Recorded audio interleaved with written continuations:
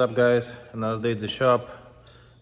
We got the boost leak fixed with the solenoids, and I had a little bit of a boost leak in it, so that's done. As for today, we're gonna be installing the downpipes right there. They actually came with the car, so that should give us a little more power, and just, you know, more power is more fun.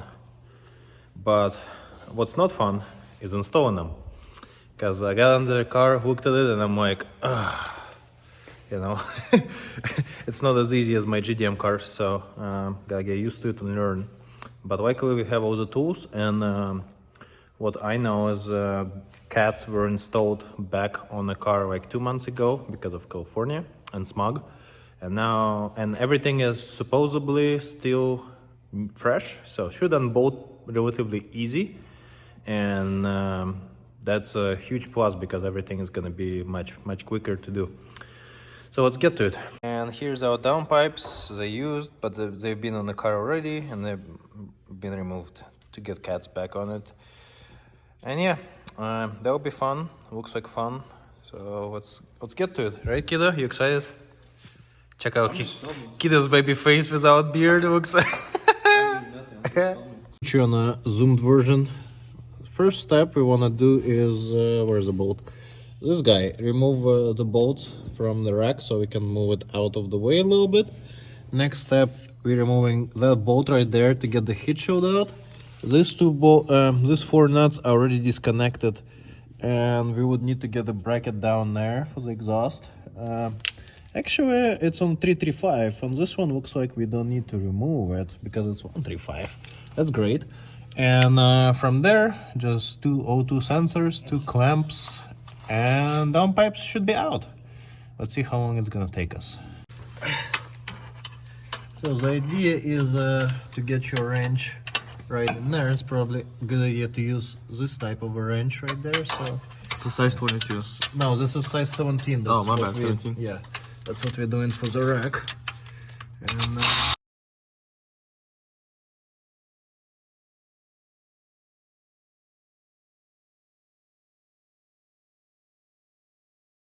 it's okay, не снимаешь.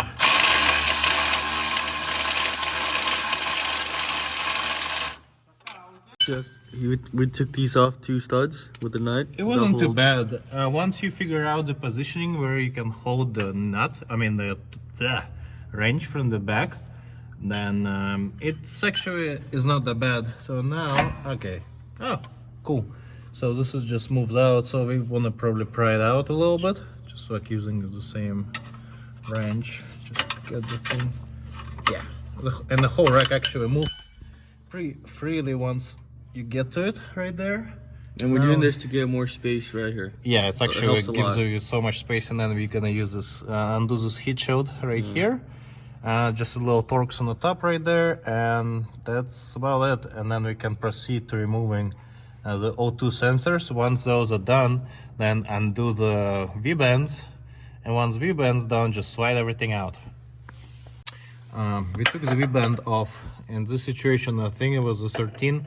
Originally it's supposed to be 12, and now it gives us some access to get to the O2s, but not as much as we would like to. They're next to each other. Yeah, next to each other. Let's see.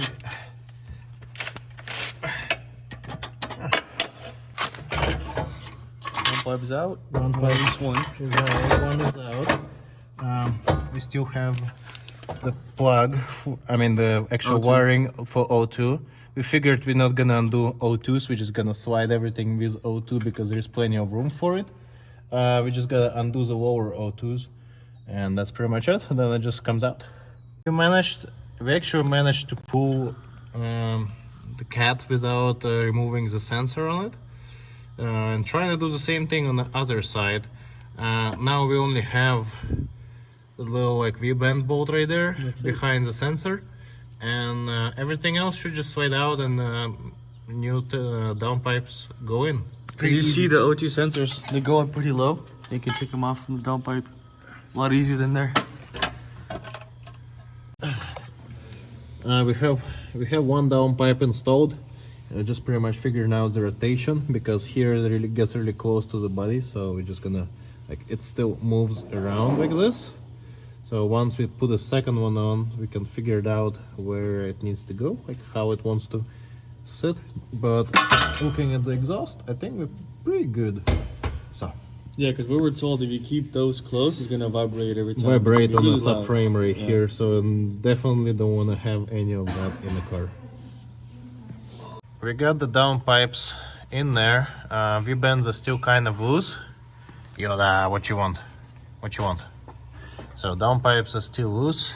And here, I mean, important thing is to have, let me do this. Get the camera further away. And main thing is to get clearances right here, because you can slide the downpipes back and forth, but you want to make sure, you see like right there, they'll be touching each other. Like it moves a little bit, but if you put it too close, it's gonna be sitting on subframe right there and be vibrating a lot. We want none of it, and at this point, you just have to put a bolt and a nut. Luckily we have bolt and nuts kit. Like high quality hardware, they're just gonna secure everything in place. And at this point, just gotta bolt everything on right there. I mean, tighten everything right there. Downpipes are officially installed. I'm still not moving the rack back because I gotta check for all the leaks. And I had to use a little different hardware, like brand new stuff. And this is like a car 10.9 grade, so real good stuff. Now we're gonna start the car and see how everything sounds. Whew. It was hard, but not so bad, right? That's actually pretty simple. Yeah, very simple, but just annoying stuff.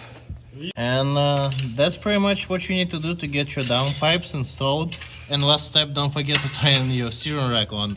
It's a little annoying, but you can fish the nuts on the top of it. And again, you just need to use a 17 wrench to hold it together. And then from there, you're good to go. That pretty much wraps up the downpipes install. I didn't go as crazy on details, but if you just follow the simple steps, you'll figure out the rest. It's kind of self-explanatory.